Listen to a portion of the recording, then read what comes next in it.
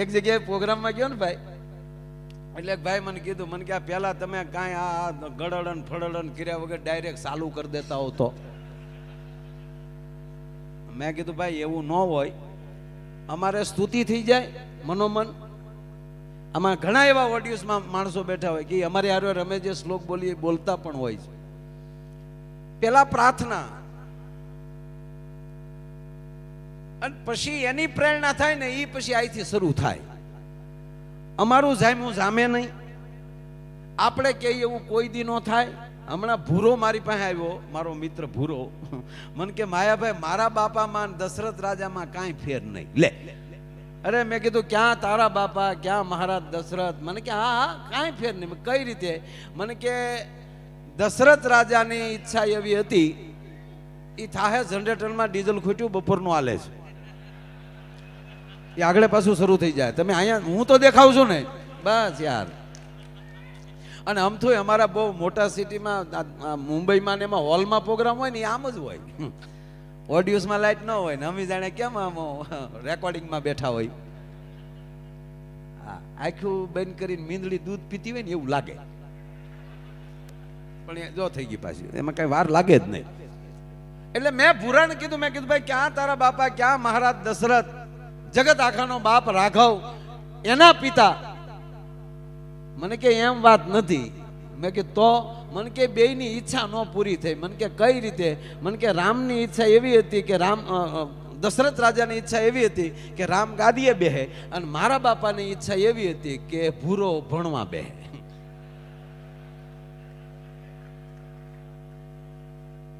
પણ આપણી જે ઈચ્છા પૂરી થઈ જાય એટલે આપણી નવી ઈચ્છા એક જન્મ લેતી હોય છે. જેમ આપણે જોજો, ગમે એમ જ્યાં જ્યાં ડગલા ભરતા જાય એમ આપણી ઈચ્છા, આપણે હાવ નાના હતા અને ત્યારે આપણે વડીલોને ખબર હશે કે આપણે પહેલા તો સાયકલની ઈચ્છા થઈ, પછી એમ જો મારું પેન્ડલ મારવા પડે એની કરતા મોટરસાયકલ હોય તો સારું. મોટરસાયકલ રાજદૂત લીધા એ સમયમાં. રાજદૂત થયા પછી એમ થાય કે એખાદી એમ્બેસેડર હોય તો સારું. તે ઈ છું એમાલી થતા થતા કે ઇનોવા હોય તો સારું. ને અત્યારે BMW જે માણા પગ્યો ને મર્સિડીઝ જે પગ્યો, ક્યાં ક્યાં પગ્યો, તો હજી એમ કે ફળિયામાં હેલિકોપ્ટર પીડ્યું હોય તો સારું. ભગવાન કે તારે સારું શું થાય ઈ કે મને. એટલે કોઈ દી ભગવાન પાસે માગવું નહીં, એને કહેવાનું કે અમે જેવા હોય ને અમારી લાયકાત પ્રમાણે દેતો જાય, એટલે કાંઈ ઘટે તો કહેજો. કલેક્ટર સાહેબ ને બધા બેઠા છે, અમારા ભૂરાને સાહેબ કલેક્ટર સાહેબ નું દૂધનું દૈન્યું, સાહેબ ને દૂધ દેવા જાય એના બંગલે.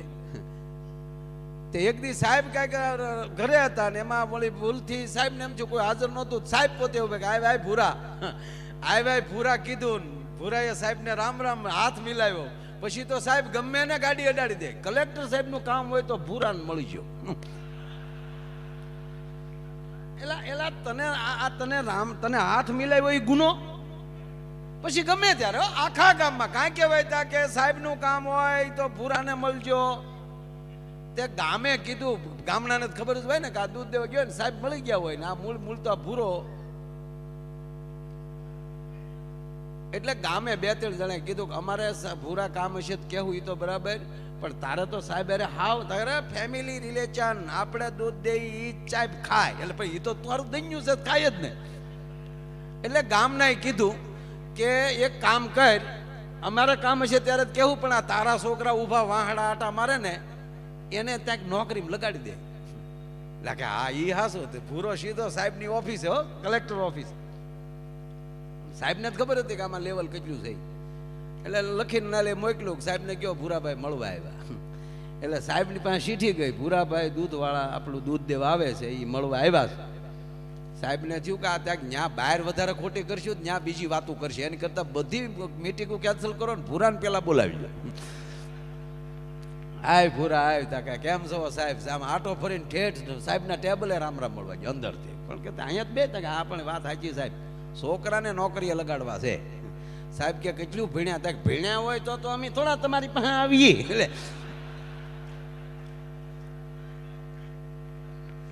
સાહેબ કે પણ ભણ્યા વગર થોડી નોકરી મળે.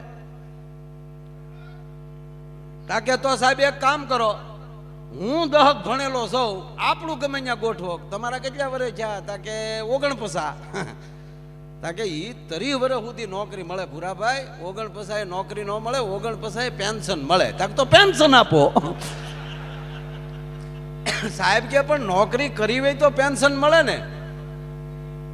હા, ભૂરો ઊભી બજારે ખીજાતો ગયો, નોકરીઓ નથી દેવી ને પેન્શન નથી દેવા. સમજણ વગરનું જીવવું ભલે જીવો વરસ 1000, સમજીને જીવો ઘડી એક તો સમજો બેડો પાર. માણસમાં સમજણ છે ને એ જ મોટામાં મોટી વસ્તુ છે. અને આવો એક ભવ્યથી ભવ્ય કાર્યક્રમ, હું નથી માનતો કે કોઈ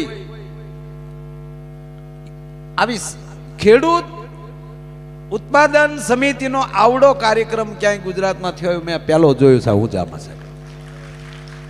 અને એ દાતાઓને હું ધન્યવાદ આપું છું. બીજે બધે દાન આપતા હોય પણ આવા કાર્યમાં અને એક સમાજના હિત માટેના કાર્યક્રમમાં, અને એમાંય ખેડૂત માટે. સાહેબ હું રૂડું નથી લગાડતો. હું જ્યારે જમવા બેસું, મારો કાયમનો ક્રમ, હું જમવા બેસું ત્યારે ભગવાનનું નામ લઉં કે અન્ન દેવ છે, અન્ન બ્રહ્મ છે, હું બ્રહ્મને ખાઈ રહ્યો છું.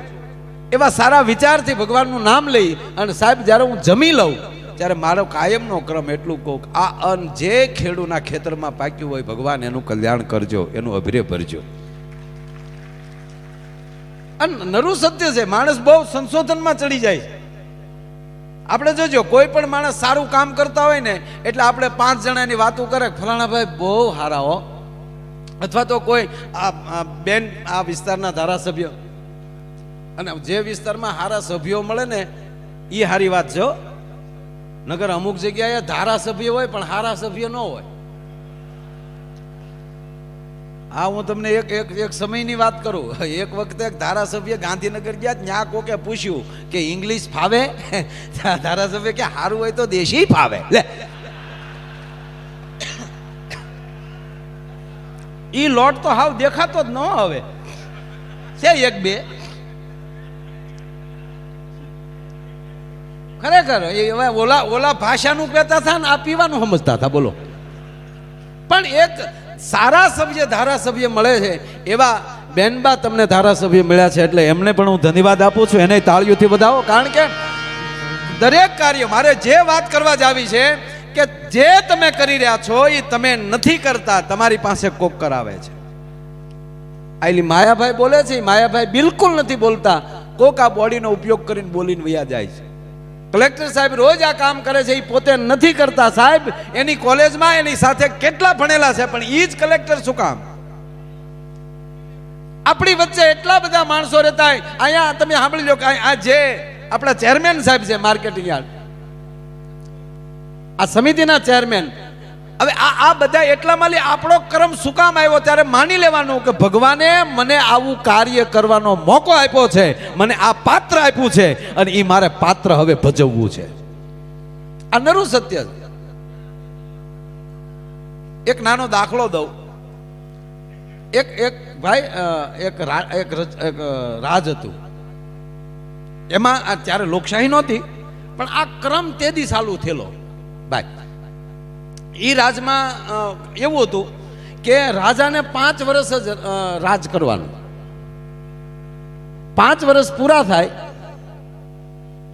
એટલે ગામ આખું ભેગું થાય અને હાથી જેની માથે કળશ સાહેબ ઢોળે એ નવો રાજા. પછી જે એને ભાઈ રાજા થાય એટલે પહેલું કામ શું કરવાનું પાછું ખબર? તમને આમ થોડું અજુગતું લાગશે આ વાત. પહેલું કાર્ય જ્યારે રાજા થાય એને રાજ તિલક થઈ જાય, ગાદીએ બેસી જાય એટલે પહેલું જ કામ એને કરવાનું કે એની પહેલા જે રાજા હતો એને બંધી બનાવવાનો. એને બંધી બનાવવાનો, આખી બજારમાં ફેરવવાનો. અને એની ઈ ગામની બાજુમાં એક બહુ મોટી નદી હતી અને નદીને સામે કાંઠે એક ભયાનક જંગલ હતું અને ઈ જંગલમાં માનવ ભક્ષી પક્ષીઓ, પ્રાણીઓ આ બધા રહેતા હતા.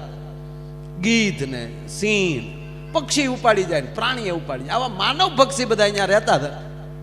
એટલે ઈ જંગલમાં રાજાને મૂક્યાવાનો એટલે બીજી વાર પાછો ગામમાં ન આવે. આ સિસ્ટમ કરી. ધ્યાનથી સાંભળજો આ વાત. હવે આપ જાણીએ કે એ રાજાને જ્યારે બાંધીને નીકળે એટલે બે પ્રકાર જોવા મળતા હતા. કોઈ રાજાને બાંધીને નીકળે તો સાહેબ પ્રજા રોતી હતી, અરે રે 5 વર્ષ આપણું કેવું કામ કર્યું. અમુક ને નીકળે બાંધીને એટલે પ્રજા પાછળ દેકારો કરતી હતી, ધૂળ ઢેફા ઉડાડતા હતા. અને ઓલો કગડા કરે કે મને મૂકી ગયો, હું ગામમાં નહીં રહું, હું બીજી વાર નહીં આવું, પણ મને મૂકી ગયો. આવી પરિસ્થિતિ 5-5 વર્ષે બનતી હતી આ રાજમાં. હવે જોવું, એમાં એક રાજાએ 5 વર્ષ પૂરા કર્યા, બીજા રાજા બન્યા. ત્યારે આને જ્યારે બંધી બનાવવામાં આવ્યો ત્યારે રાજાએ કીધું કે તમારે મને બંધી બનાવવાની જરૂર નથી, આપ કયો ને હું ચાલીશ, હું ભાગીશ નહીં. અને સાહેબ રાજા ખુલ્લા હાથે એમ કહેવાય કે બજારમાં નીકળે છે, પબ્લિક એને પગે લાગે છે. અરે રે દેવ જેવો રાજા, આપણું કેટલું કામ કરેલું. એ દેવ જેવો રાજા એમ કહેવાય, પણ હસતા મુખે. દરેક રાજાઓ રડતા હતા, જેને બંધન બાંધતા હતા ત્યારે રાડ્યો નાખતા હતા. આ એક પહેલો એવો રાજા હતો કે હસતો હતો, પબ્લિકનું અભિવાદન સ્વીકારતો જતો હતો. પ્રજાને દુઃખ હતું, કરે રે આ રાજાને હમણાં જંગલમાં મૂક્યા આવશે, અલાવો દેવ જેવો રાજા આપણે ગુમાવશું. પણ રાજાના મોઢા ઉપર સાહેબ કડકસલી નહોતી. ગામને આશ્ચર્ય, રાજા જે નવો બન્યો એને આશ્ચર્ય કે પેલો એવો માણસ છે કે હસતો હસતો જાય છે, એને મોતની જરા પણ બીક નથી. બીજા પૂછે તો ટૂંકો જવાબ આપી દે કે હારું જીવ્યો છો ને, જગતમાં લીવ્યો જાય, તમારા હૃદયમાંથી જવાનો કે નહીં, તક તો એનું મને ગૌરવ છે. પણ ઘટના ક્યારે ઘટી કે જે નૌકામાં જ્યારે બેસાડતા ઓલા નાવિક જે છે એ સામે કાંઠે ઉતારી દે, તો એ પેઢીઓથી નાવું હકારતો હતો એ માણા. એના પહેલો એવો રાજા જોયો કે નૌકાની અંદર બેઠો બેઠો પણ ગીત ગાતો હતો. ત્યારે ઓલો નૌકાવાળાએ કીધું કે વડીલ, હવે તો તમે રાજા છો નહીં, પણ હવે વડીલ તરીકે હું તમને એટલું કહું, મારા જીવનની પહેલી આ ઘટના છે કે આવી રીતે ગીત ગાતો ગાતો માણસ એમ કહેવાય કે આમાં જંગલમાં જતો હોય. તમને મોતનો ડર નથી? બિલકુલ નહીં. અર્થ એટલો કે જરા તમે કાન માંડો ને. નૌકા વાળાએ કાન માંડ્યા તો સાહેબ હામા કાંઠે નોબતું વાગતી હતી, ઢોલ વાગતા હતા કે મહારાજ આ શું? કે જ્યારે હું રાજા બન્યો ત્યારે મેં પહેલું જ કાર્ય એ કર્યું કે મારા રાજમાં અને આ જંગલમાં સ્વચ્છતા અભિયાન થાય, ચોખાવ થાય. એટલે જંગલ પણ ચોખ્ખું કર્યું, મારું નગર પણ ચોખ્ખું કર્યું. અહીંયા ઉદ્યોગો લાવ્યા, મેં સામામાં એક આખું નગર વસાવ્યું, બહારથી માણસોને લાવ્યો અને એવા ભણેલ ગલેલ માણસોનું આખું મેં નગર તૈયાર કર્યું, ત્યાં ઉદ્યોગ લાવ્યો. 2 વર્ષ થયા એટલે મારું નગર તૈયાર થઈ ગયું. 3 વર્ષે અત્યારે એટલું બધું ઉત્પાદન કરે છે કે ઈ પ્રજાને એમ છે કે 5-5 વર્ષથી આપણે આ નગરમાં રહી છીએ, પણ આપણો રાજા આવ્યો નહીં. અને આજ ઈ માણસોને મારી વાત છે કે આપણો રાજા આવી રહ્યો છે, આપણો રાજા આવી રહ્યો છે. હું આ રાજમાલી નીકળી ગયો, પણ સામે તો મારું કાયમ માટેનું રાજ છે. મારો કહેવાનો અર્થ એ છે કે આ નામ રહંતા ઠાકરા, નાણા નહીં રહંત, કીર્તિ હુંડા કોટડા પાડ્યા નહીં પડંત. સાહેબ હાથમાં જ્યારે એમ કહેવાય કે જે કાંઈ આપણી પાસે સત્તા સંપત્તિ જે કાંઈ હોય એનો સદુપયોગ કરીને જે માણસ વયો જાય એને જગત કોઈ દી ભૂલતું નથી, કોઈ દી નથી ભૂલતું ને. એક છોકરાને એના બાપાએ કીધું બેટા હું ગુજરી જાઉં ને તો એક કામ કરજે નહીં. કે હું બાપા કયો નહીં. અમુક તો ગુજરવાની વાટે જ હોય ને. એક ભાઈ નિમાણા બેઠા હતા ને, એકદમ મોઢું આમ ઉડી ગયેલા લેમ્પ જેવું હતું. તેને પૂછ્યું કે કેમ ભાઈ હાવ નારાજ બેઠા છો? એ કે મારા બાપુજી ગુજરી ગયા. તો ઓલો કે પહેલી વાર તારા બાપાએ સારું કામ કર્યું. આખી જિંદગીમાં પહેલું વહેલું કોઈ તારા બાપાએ સારું કામ કર્યું તા ગુજરી ગયા ઈ. બાકી તારા બાપે આખા ગામના ટકા જ કર્યા. તા ઓલો બેઠો બેઠો કે હા હાશી વાત, આખા ગામના ટકા મારા બાપાએ કર્યા જ હશે. તા કેમ? તા કે આ જો ને મારે કરવો પડ્યો, જાતા જાતા મારો બાપ મારોય કરતો ગયો. એટલે ભાઈ એના છોકરાએ એને કીધું કે હું ગુજરી જાઉં ત્યારે બેટા કામ કરજે તું. શું? એ કે આ મારા આ તૂટલા બૂટ અને આ તૂટલા મોજા મેં પહેલી વાર બેટા લીધેલા ને, જ્યારે હું ઓલો થયો ત્યારે મેં પહેલી વાર આ બૂટ મેં લીધેલા, એટલે મને મારી જૂની યાદી છે. એટલે હું ગુજરી જાઉં ત્યારે મને છેલ્લે પહેરાવી દેજો. કાંઈ વાંધો નહીં બાપા. સમય જતા એ દાદા ગુજરી ગયા. એટલે એના દીકરાએ કીધું, જે વડીલો હતા, પંડિતો બેઠા હતા, કે આ બૂટ ને આ મોજા આ મારા બાપાને પહેરાવાના છે. મારા બાપાની ઈચ્છા હતી. તો બધા કે ભાઈ અત્યારે શરીરમાં કાંઈ વસ્તુ લગાડાય નહીં, ખાપણ સિવાય આને કાંઈ દેવાય નહીં. વિધિ વિધાન ના પાડે. સંસ્કાર અગ્નિ સંસ્કાર છે, આ એક સંસ્કાર છે આપણા જીવનના. એમાં આવું તૂટલું ફૂટલું કાંઈ કોઈ વસ્તુ હાથમાં વાળની વીંટી ન હોવી જોઈએ. 5 ગામના વડીલોએ કીધું કે એના છોકરાની ઈચ્છા હોય તો શીખો ને. તાકે ન શીખાય ભાઈ. ત્યાં એના બાપાની ચીઠી નીકળી. એના બાપાએ ચીઠીમાં લખ્યું હતું કે બેટા, તૂટલા મોજાય જો હારે ન આવતા હોય તો સંપત્તિ ક્યાંથી હારે આવશે. માટે સારો સમય મળે ને તો જગતમાં સારું કામ કરતો જાજે, જેથી કરીને જગત તને યાદ કરે. બાકી કોઈ વસ્તુ હારે નહીં આવે ભલા માણસ. અને હારે જો આવતું હોત, હારે જો આવતું હોત તો પહેલા પાર્સલ કરી નાખત ને બધું. આપણે નથી, આપણે આ ઘણા પ્રદેશમાં જવું હોય, અમેરિકા જવું હોય તો આપણે ઘણા નથી 2 દિવસ કહેતા બેગ તૈયાર કરો છો, એકચ્યુઅલી યુકે જવું છે.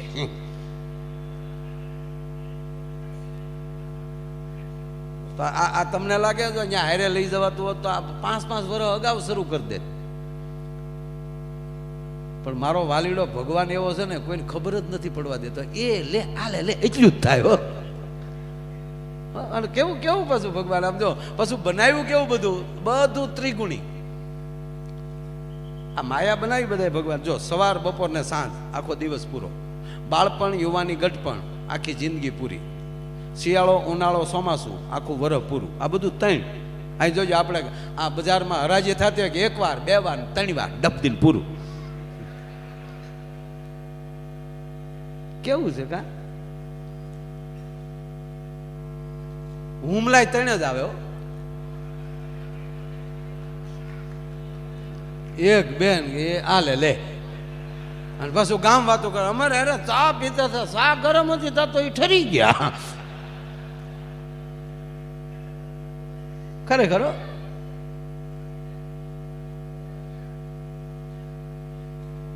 બધી વસ્તુ જો તમે આ જ્ઞાન અને વિજ્ઞાનમાં ફેરવું છે ભાઈ. જ્ઞાન છે એ જાણકારી, જાણવું એનો અર્થ થાય જ્ઞાન. અને એ જ્ઞાન પ્રાપ્ત કર્યા પછી વિશેષ ઉમેરો કરીને એને સારું કરવું, આનું નામ વિજ્ઞાન. આપણા શાસ્ત્રોમાં વાંચ્યું વૈજ્ઞાનિકોએ કે આરું આવી રીતે પ્લેન હોય, રાવણ પાસે હતું તો આકાશમાં આરું ઉડાતું તો હશે. તો એ કેવા એને પ્રયોગ કર્યા છે? પ્રયોગ બીજા કર્યા ને ટેસડા આપણે કરીએ. બોલો, આ પ્રયોગ તો બીજા જ કર્યા ને ભાઈ. આ જો આ પહેલી વેલી અહીંયા બજારની જે સ્થાપના થઈ છે અને કેટલા વર્ષ થયા છે, એને કેવી રીતે ખેડૂને સમજાવ્યા છે કે બાપા બધું ભેગું રાખો. અને હકીકત સહકાર વગેરે આ ઉધાર જ નથી, સાથે જ રહેવું. હમણાં હું એક ભાઈ આફ્રિકાના દેશમાં સાહેબ ગયો હતો, રવાંડામાં હું ગયો એટલે અમને અગાઉ કહેવામાં આવ્યું કે કોઈ જગ્યાએ કચરો તો નાખતા જ નહીં, ભૂલથી. બહુ ચોખ્ખો દેશ છે, નકર આફ્રિકાનો દેશ ચોખ્ખો. હા, પછી એને વાત કરી કે 94માં આપણી હારે જ હતા આ લોકો. 94 સુધી ત્યાં પણ જ્ઞાતિઓ હતી, જ્ઞાતિવાદ હતો. અને 94 ની અંદર 2 જ્ઞાતિ વચ્ચે, એક હુતુ કરીને કોઈ જ્ઞાતિ, એક બીજી જ્ઞાતિનું નામ હું ભૂલી ગયો સાહેબ. 2 જ્ઞાતિ વચ્ચે યુદ્ધ થયું, ધીંગાણું થયું, તોફાન થયું. અને આખા દેશમાં એમ કહેવાય ખબર પડી કે આ 2 કોમ બાંધે છે. ઈ તાલુકામાં, ઈ ગામમાં 2 કોમો મળે બાંધવા. સાહેબ 100 દિવસ, 94 ની જ વાત કરું છું, વધારે નહીં. 1994માં ઈ એટલું બધું તોફાન 100 દિવસ ચાલ્યું. 100 દિવસમાં સાહેબ 10 લાખ માણસ અંદરો અંદર કપાઈ ગયું છે. 10 લાખ. અને એ દેશમાં 200 જેટલા એના સ્મારકો બનાવ્યા છે સામૂહિક દફન વિધિના. અને એ કાળના જે વડાપ્રધાન હતા, હજી ઇનાઈ છે, એ માણસે એ દેશમાં લઈ જ્ઞાતિ જ નાબૂદ કરી નાખી કે જેને રહેવું હોય એ રવાંડી તરીકે રહ્યો. અને આજ પછી આ દેશમાં અંદરો અંદર કોઈ પણ પ્રકારનો વાદ વિવાદ ન હોવો જોઈએ. અને સાહેબ આજ 94માં ખાલી ઈચ્છા છે તો આજ વર્લ્ડના 8મા ક્રમની ચોખ્ખાઈ વાળો દેશ બન્યો છે. અને તમે આવા બધા અહીંયા તો અમારા ભાવનગરથી માંડીને અહીંયા સુધી આપણે વૈયાવો તો આપણા તો જિલ્લાય બધા એવા છે, ખેડૂ અહીંયા એવા છે, વેપારીઓ અહીંયા એવા છે. કોઈ પણ ક્ષેત્રનો માણસ તમે લઈ લો, ભારતનો માણસ ગમે ત્યાં છે, ગુજરાતનો માણસ ગમે ત્યાં છે, ક્યાંય કોઈ દી પાસો નહીં પડે ઘર સિવાય.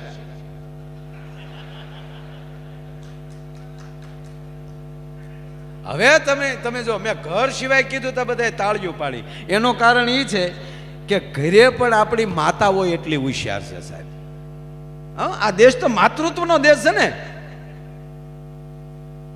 આ એક જ ભારત એવો દેશ છે કે જ્યાં શક્તિની પૂજા થાય છે. અને જે પુરુષ કોણ, આ પુરુષ કોણ મોટો? જેના ઘરમાં સ્ત્રી, જેની મજબૂત તાકાત,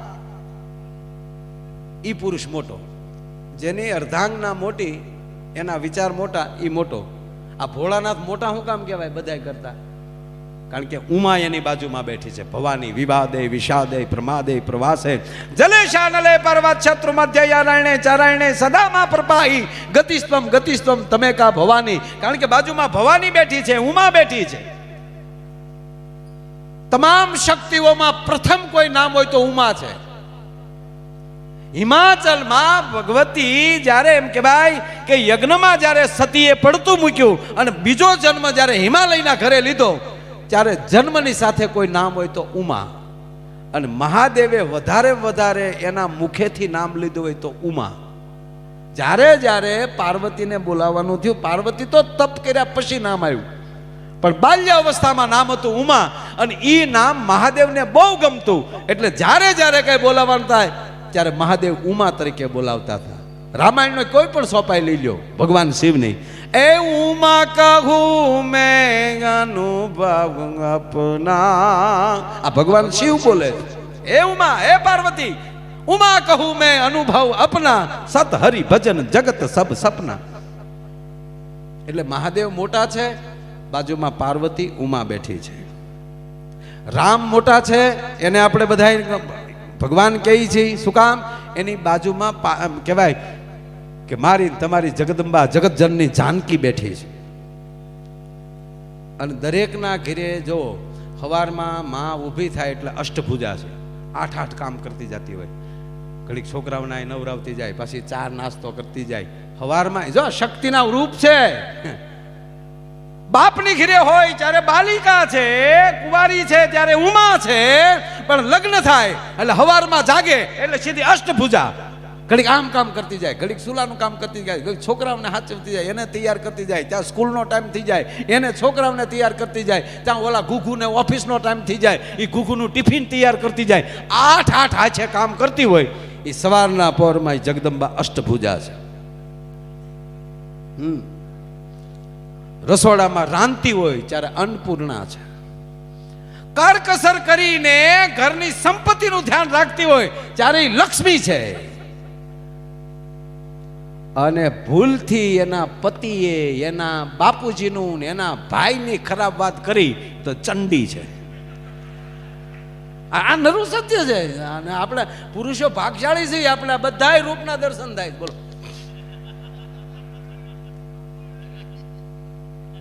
રામ મહાન છે, તેના ઘરમાં માં જાનકી બેઠી છે. ભગવાન કૃષ્ણ મોટા છે તો બાજુમાં વામ ભાગે રાણી રાધિકા બિરાજે છે. જો કૃષ્ણના જીવનમાં રાધાને આવ્યા હોત ને તો એ કૃષ્ણ આધા હોત. આ મને એ ન સમજાતું કોણે એવું કર્યું કે ભજન કરવું હોય, ભક્તિ કરવી હોય, એને કુંવારા રહેવું. મને આમાં ભગવાન જેટલાને મળ્યો છે ને એ કે કુંવારા નથી મળ્યો, પરણેલા ને ભગવાન મળ્યો છે. શેઠ સગાળચાને મળ્યો, નરસિંહ મહેતા પરણેલા, મીરાબાઈ પરણેલા. ગ્રસ્થાશ્રમ ને પહેલો આશ્રમ કહેવામાં આવ્યો, એને જ ભગવાન મળ્યો છે. હા, એ સંન્યાસ આશ્રમ છે 100%, એને પ્રણામ. પણ ઘણા એમ કે તુમ સંસારીઓ કો તુમકો ક્યાં પતા ચલે એમ કે આપણે એમ કહીએ ને ઘણા ને બાપુ જય સિયારામ, અરે જય સિયારામ વાલે જાઓ, તુમ સંસારીઓ કો ક્યાં પતા ચલે, લે એટલે અમે સંસારીઓ એમ ફાળા અમારી પાસે કરો છો ને સંસારીઓ મોળા હોય નહીં. એ યોગની ધારા આખી જુદી વસ્તુ છે, પણ ભગવાન સાહેબ મળ્યો તો સંસારીઓને જ મળ્યો, એ વાત 100%. જેના મૂળ વાત ઉપર આવું સાહેબ કે જેના ઘરમાં જેની પત્ની સારા એ પુરુષ મોટો. એટલે હંમેશા મોટા પુરુષો જ્યારે પોતાની પ્રગતિ વિશે જ્યારે ભાષણ કરતા હોય ત્યારે અવશ્ય એના પત્નીનું નામ લે કે મને જો આવી પત્ની ન મળી હોત તો હું આ કાર્યક્ષેત્રમાં સફળ ન થયો હોત. રામની ઘરે માં જાનકી જો આવી રીતે રહ્યા અને 14 વર્ષ વનમાં હાલ્યા, આખી રામાયણમાં કઈ જગ્યાએ સાહેબ રામનું ખરાબ બોલ્યા કયો? ઈ નહીં, પણ 5 પાંડવોએ દ્રૌપદીને જુઠ્ઠુમાં હારી ગયા અને જુઠ્ઠુમાં હાર્યા પછી ઘણા મહાભારતના પ્રસંગોમાં માણસો વાતો કરે કે ભીષ્મ બેઠા છે તોય કોઈ અટકાવતા નથી. નહીં ભાઈ, હારી ચૂક્યા છે. પણ દ્રૌપદીનો પ્રશ્ન એટલો જ હતો કે હું ભીષ્મને પ્રશ્ન કરું છું કે પાંડવો મારા પતિ પેલા હરાણા કે હું? કે તમારા પતિ. મારા પતિ હારી ગયા અને તમારા શું કહેવાય? તા કે ગુલામ. તા કે દ્રૌપદીનો પ્રશ્ન એ છે, હું તો ત્યારે જુઠ્ઠુમાં મુકાણી નહોતી ને કે નહીં? તો હું જુઠ્ઠુમાં નહોતી મુકાણી, મને નહોતા હાર્યા, ત્યારે હું હતી? તા કે હસ્તિનાપુરની પુત્રવધુ. તા કે દાદા ભીષ્મ મને જવાબ દે કે તમારા હસ્તિનાપુરના ગુલામો તમારી પુત્રવધુઓને દાવમાં મૂકી શકે? અને વિદુર ઉભા થઈને વયા ગયા થા, તું સાચી છો બેટા. અને જેના ધણીએ જુગારમાં હારી ગયા હોય અને એને જ્યારે મુક્ત કરવામાં આવે એને એમ કે દ્રૌપદી દીકરી ધૃતરાષ્ટ્ર અને ગાંધારી અને દાદો ભીષ્મ ત્રણેય એમ કહે છે કે તું માગી લે, તારે શું જોવે? હસ્તિનાપુરની ગાદી આપી દે બેટા, પણ તું શ્રાપ ના આપતી. સાવધાન દીકરી, માગ, તારે શું જોવે? સાંભળજો, મારા ભારત વર્ષની ગરિમા હું છે એ કહું છું તમને. તો દ્રૌપદી બધું માગી શકતી હતી. અને જેના ધણીએ દાવમાં મૂકી દીધી હોય એ પતિ ઉપર ક્રોધ ન ચડ્યો હોય, પણ બિલકુલ નહીં. પહેલું વહેલું જો કઈ દ્રૌપદીએ માગ્યું હોય ને તો ધૃતરાષ્ટ્રને ગાંધારી સામે હાથ જોડી અને ભારત વર્ષની દ્રૌપદી એટલું બોલી હતી કે પહેલા મારા પતિને છૂટા કરો, એને ગુલામમાલી મુક્ત કરો. આ નિયમી છે સાહેબ. જેના જો હારા હોય તો જ તે ઘરે મહેમાન લઈ જવાય ને. એક ભાઈ ઘરે ફોન કર્યો, 5 મહેમાન લઈને આવું છું, રસોઈ તૈયાર રાખજો. તો હામેલી ઝીણા અવાજમાં જવાબ આવ્યો, એ સુવિધા આપકે ટેલિફોન में उपलब्ध नहीं है. હા, એટલે આપણે અહીંયા જો ભાઈ આ મહેમાન પ્રથા તો ઘરે રાંધવા વાળા હોય તો જ મહેમાન આવે ને. આપણા ઘરે રાંધી શકતા હોય તો જ મહેમાનની પ્રથા હોય ને. કયો ઘર એવું હોય કે ત્યાં મહેમાન ન આવતા હોય? મને કયો. આવો ફોનમાં જવાબ દેનારા હોય ત્યાં મહેમાન ન આવે. તો આપણું ગુજરાત છે ને એ આશરાનું ભરેલું છે, મહેમાનોનું ભરેલું છે. એક ભાઈની ઘરે રાતે 12 વાગે મહેમાન આવ્યો. જોજો, રાતે 12 વાગે મહેમાન આવ્યો, ડોરવેલ દબાવ્યો, ગરદણીયા દરવાજો ખોલ્યો. પછી તો વંચિતા મહેમાન આવે એટલે તો ધરારામાં પરાણે એર હોસ્ટેસ જેમ દાંત કાઢે એમ જ કાઢવાના. એટલે ગરદણી મીડો દાંત, ઓહો પધારો પધારો પધારો, બહુ સરસ, બહુ મજા આવી લ્યો. કીધું ના રાહ જોતા હતા. મને થતું જ હતું સવારમાં તમને ફોન કરવાનો જ હતો કે કેમ હમણાં નથી આવતા. બોલો કે હું પહેલી વાર આવ્યો, હું તું ફોનમાં વાત કરું, હું તો પહેલી વાર આવ્યો તારા ઘરે. સારું સારું, બેસો બેસો. પાણી પાયું. પછી ગરધણીને એવું થયું કે ત્યારે 12 વાગે આવ્યો તો થોડો જીમ્યા વગેરે આવ્યો હોય. આમ ખાલી કહેવા પૂરતો કે મિત્ર જમવાનું કેમ છે? બોલો કે બાકી બાકી કીધું, ઢીલો પીડ્યો. 12 વાગ્યા બાકી. બિચારાનું નહોતું હાલતું, કાંઈ કરી. પણ હિંમત શું આવી ખબર કે મહેમાનની હાજરીમાં થોડી કાંઈ કહેશે મને, એટલે અવાજ કર્યો, સાંભળો છો? હા સાંભળું છું, બોલો શું છે? જાગો છો? જાગતી હોવ તો જ બોલતી હોવ ને, નકર મારું ભૂત બોલે કાંઈ?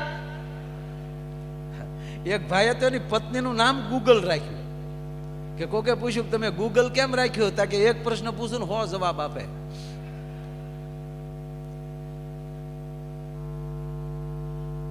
આ મહેમાન આવ્યા હતા કે હા મેં ભાડ્યા જોયા મેં, કે પણ જમવાનું બાકી છે, કે સવારે નાસ્તા આરે, આ ધર્મશાળા નથી મન ફાવે એમ દોડ્યા આવે. અરે કે પણ મારો મિત્ર, તમારો મિત્ર હોય તો સવારે નાસ્તો ન કરે, અત્યારે ન જમે તો શું ગુજરી જશે? હવે મહેમાન સાંભળે એમ ઝપટ બોલે, બોલે ને લાઈટ જાય ને આવે, લાઈટ જાય ને આવે. અરે પણ તું સમજે છો હું ખોટું ખોટું નથી કેતો, હકીકત આવ્યા છે. બિચારો મજાક નથી કરતો, સાંભળ, હકીકત આવ્યા છે. કે પણ હકીકત મેં જોયા જ છે. એ હવારે નાસ્તા રે, કે પણ ભૂખ્યા થોડા સુવે, એનો બાપે હુવે. હવે મહેમાનના બાપ સુધી વાત ગઈ હો, અને પછી તો ગરદડીને પગથી માથે ને માથેથી રહેમાન ગઈ. મારા મિત્રની હાજરીમાં મારું અપમાન ને મારા મહેમાનનું અપમાન, ઊભી રહેજે એમ કરી મારવા દોટ દીધી. મારવા જ્યાં દોટ દીધી ને, ત્યાં ગરદણી જે મહેમાન હતો ને બહુ હોશિયાર હતો, એને પકડી લીધો. અને આપણા પુરુષના મીટર નોખા છે, કોઈ પકડે ને એમ ડબલ થાય. જોજો કોઈ કોઈ કોઈ પુરુષ આમ રોડ ઉપર અમુક કોક જો બાંધતા હોય તો પકડી રાખશે ને તો ખીચા ફાડી નાખશે. મૂકી દે, મૂકી દે. પછી તમે એને મૂકી દો ને તો ઢીલો પડી જાય, પછી ઊભો પકડે, હવે આવી જાય આબુ રોડ બાજુ. હવે આગળ જ પકડ્યો નતો માનતો, એમ મહેમાન હોશિયાર, એને પકડ્યો ને ગરદણી ડબલ થયો. રહેવા દે મિત્ર, રહેવા દે. ઓલો કે ના ના ના કરતા બે રૂમમાં જ્યાં બેન બેઠા હતા ત્યાં જઈને ઓલા એના પતિએ એક ઠપાટ મૂકી અને લાઈટ ગઈ. 15 મિનિટ પછી લાઈટ આવી. ત્યારે ખૂણામાં બેઠા બેઠા બેન રડતા હતા ને એટલું જ બોલ્યા કે કોઈ દી નહીં, રાત પહેલી વાર તમારી સામે બોલી, એમાં 15 ધોલ ને 2 પાટું મારી લીધી. બોલો કે મેં તો એક જ મારી. બાકીની ઝપટ મહેમાન અંધારામાં ઝપટ બોલાવી ગયો. બોલો હવે આ ઘીરે આવીને પાટા મારી જાય ને મહેમાન કહેવાય કે માવઠા કહેવાય? નહીં, સમજણ વહેલી આવે તો બહુ મજા આવે સાહેબ. અમે કાલે જ હું જુનાગઢ હતો, ગીરમાં હું બહુ ફરું, મને મજા આવે. જો તમે જો એક સમય કેવો હોય છે, આ વર્ષો પહેલા એક વડીલને અરીસો જડ્યો. એક વડીલને અરીસો જડ્યો એક ભાઈને. હવે એને ખરેખર કોઈ દી જોયેલો જ નહીં કે આને અરીસો કહેવાય, કોઈ દી જોયેલો જ નહીં. એને પોતે બતાવી એ ખબર નહીં. આ વર્ષો પહેલાની વાતો, પહેલો વહેલો અરીસો, એને ખબર જ નહોતી કે હું પોતે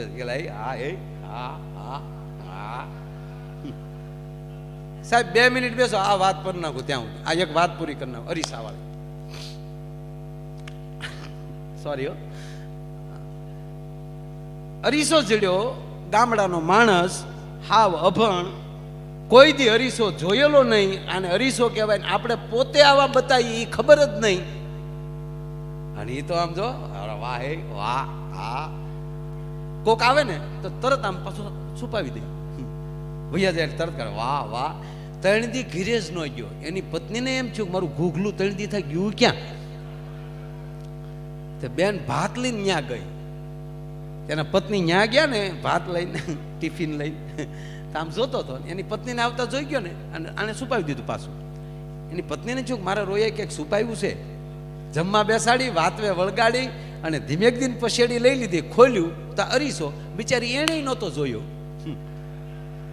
એ ટકલ લઈ જઈ કે મારો રોયો ઘરે ક્યાંથી આવે?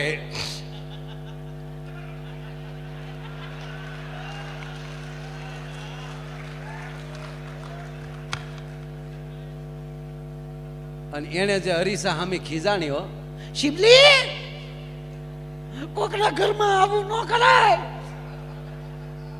એ તો રડતી રડતી ગઈ ઘરે, અને એની સાસુને જઈને એટલું કીધું તમારા દીકરાને આવું ન કરાય.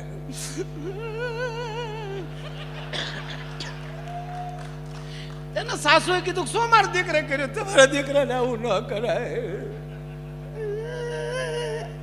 મને પૂછ્યું હોત તો હું ના ન પાડત. એક વાડીએ રેત ને એક ઘરે રે, પણ મને આવી રીતે નહોતી છેતરવી. પણ કે મારા દીકરા શું કર્યું એ તો કે બીજી બાઈ લાવ્યો. ક્યાં છે કા રહી? હવે એ ડોશીમાં એ બિચારે જોયેલું નહીં કોઈ દેરીસો.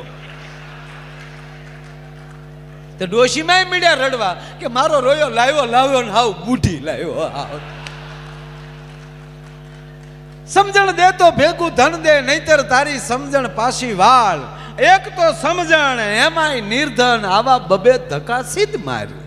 બસ સમજણ આવી જાય જો. અને છેલ્લી વાત એક જ મિનિટ કહી, મારે ભાઈને જે આપણે પ્રોગ્રામ ચાલુ જ નથી કર્યો, ગણપતિ બાકી છે. આજે ક્યારે પૂરું થાય નક્કી નહીં, કારણ કે હું આજે 180 ની સ્પીડમાં આવ્યો છું. એવું હતું કે રૂપાણી સાહેબ ને બધા હોય ત્યાં ભળી જાય. પછી જીતુભાઈ કીધું હું સૌ નહીં, ભાવનગર વતી તું મોડો આવ્યો તો હાલ છે તો ઓકે. એટલે આજ કારે પૂરું થાય, હું બોલું એ કઈ નક્કી નથી. હજી પ્રોગ્રામ શરૂ કર્યો જ નથી, હજી પરિચય ક્યાં કોઈનો આપ્યો. નહીં તો પ્રોગ્રામ ચાલુ થાય એટલે પરિચય દેવાય ને કે અમારી સાથે ફલાણા ફલાણા આવ્યા છે, વગાડવાવાળા આ છે, મંજીરાવાળા આ છે, બોલવાવાળા આ છે, ગાવાવાળા આ છે. એ કાંઈ હજી કર્યું જ નથી, કાંઈ હજી ટેસ્ટ રિપોર્ટ ચાલે છે. પણ એક વાત કહી અને હું કાર્યક્રમનો દોર આગળ વધારી. રૂપિયા જરૂરી છે, વાતું થાય કે રૂપિયા વગર ન ચાલે, રૂપિયા વગર વગર ન ચાલે. નથી ઘણા વાતો કરતા રૂપિયો હાથનો મેલ છે.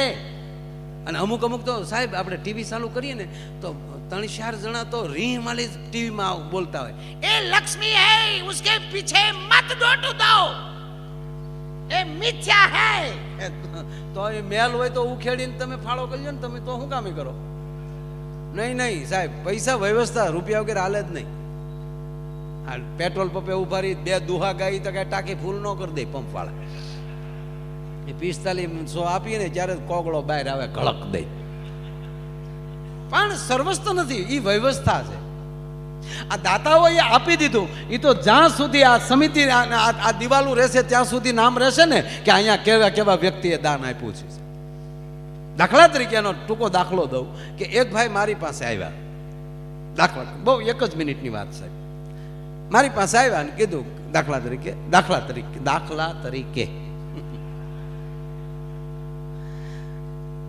આ દાત, ટૂંકું નામ દાત, દાખલા તરીકે દાત, જીભની વાત નથી, દાત. મારી પાસે આવ્યા અને કીધું માયાભાઈ પ્રોગ્રામ રાખવો છે. તારીખ નક્કી થઈ ગઈ, પાકું થઈ ગયું. એટલે એ કે આલ્યો આ એડવાન્સમાં આ ₹1,00,000. એ ₹1,00,000 મને એડવાન્સમાં દેતા ગયા. જો રૂપિયો કેવું કામ કરે. ₹1,00,000 જેવા મારી પાસે આવ્યા એટલે તબલામાં સંગત આપે છે અમારો મુકેશ બારોટ, તાળીઓના ગગડાટથી વધાવો. એ ₹1,00,000 મારે મુકેશને આપવાના હતા. જો પરિચય સાથે વાત, નો ટાઈમ બગડે, પ્રોગ્રામનો પ્રોગ્રામ થઈ જાય, પરિચયનો પરિચય દેવાઈ જાય. મોડું થાય ત્યારે આવું કરવાનું. પથારી કરવામાં પાગડવા તો હું ક્યારે. આ મુકેશ બારોટ બહુ સારા તબલા વગાડે છે. કોઈ સ્ટેજના એવા કલાકાર નથી કે એની સાથે એને સંગત ના આપી હોય. એવો અમારો મુકેશ બારોટ, એ મારી પાસે ₹1,00,000 માગતો હતો. સાંભળજો વાતે સાંભળતા જજો. એ ₹1,00,000 મેં એને આપી દીધા. બરાબર.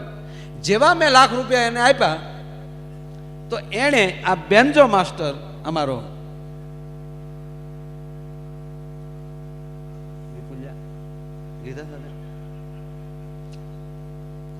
વિપુલ મકવાણા, એને જોરદાર તાળીઓથી વધાવો.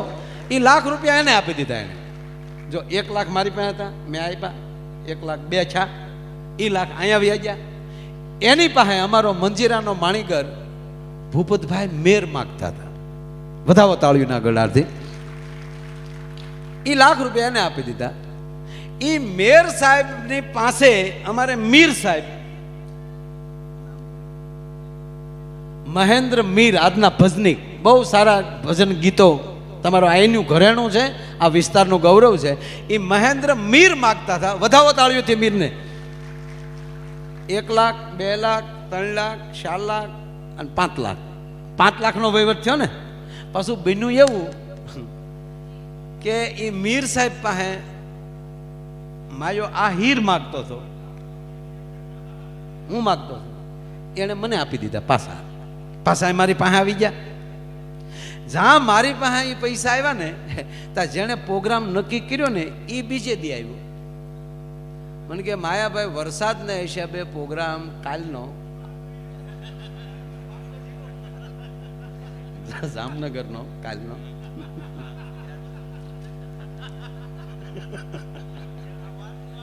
રાજી થઈ ગયા. બોલો, જેને એમ કહું કાલનો પ્રોગ્રામ કેન્સલ, તો એ અમારો સ્ટાફ એવો છે સાહેબ, રાજી થાય કે એ બાને ઘીરે રહેવા રહે. અત્યારે હજી મેસેજ આવ્યો છે તો અત્યારે મેસેજ આપી દીધો કાલનો પ્રોગ્રામ.